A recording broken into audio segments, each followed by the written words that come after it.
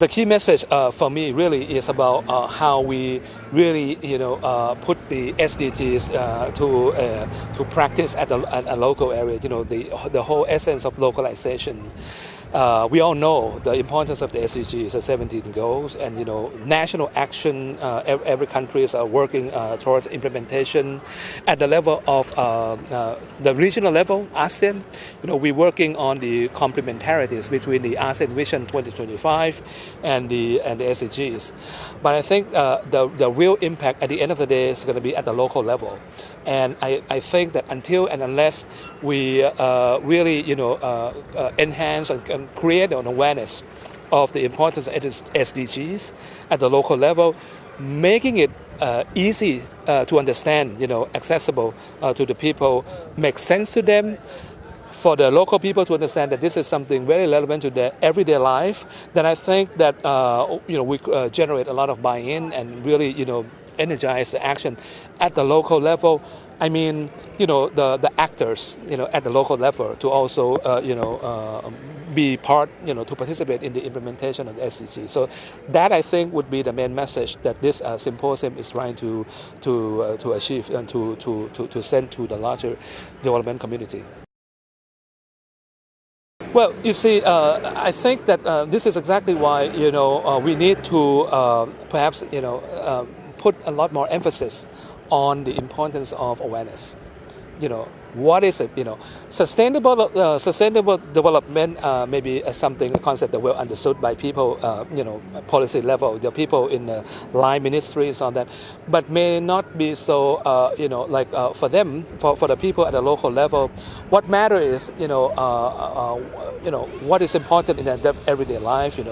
When you have, when you've been hit by natural disasters, I think that it is pretty clear to them that this is not nothing sustainable about it, But what, something that we convey the message of why it is important to perhaps, in this case, prevent a disaster, creating more awareness as a way to preserve this development gains, but do so in a way that is, simple language, easy to understand, and really get them on board. I would say. I think my point is we just have to continue to engage, with the public and outreach. Well, yes. Let's say the many organizations are engaged in outreach. Poverty eradication issues. I can share with you. This one is related to building community resilience. We have the ADMARE partnership group. ADMARE is this is related to the ASEAN agreement on disaster management and emergency response. But we also have a group, a coalition of civil society. They call our ADMARE working group. I think these guys they're doing a great job in terms of building the network of civil societies and reaching out to people, sharing the ideas in terms of how we prevent and mitigate disasters, enhancing the education for kids, things like that. I think that in itself is the an example of localizing SDGs. Okay. Well, I think that the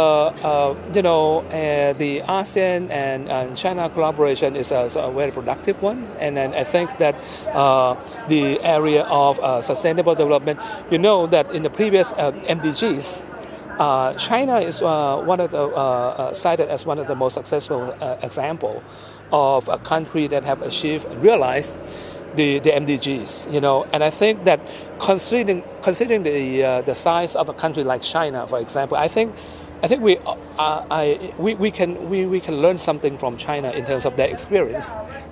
What kind of strategy they put in use in terms of addressing those poverty eradication concerns. So, but that just basically evolved from our initial conversation.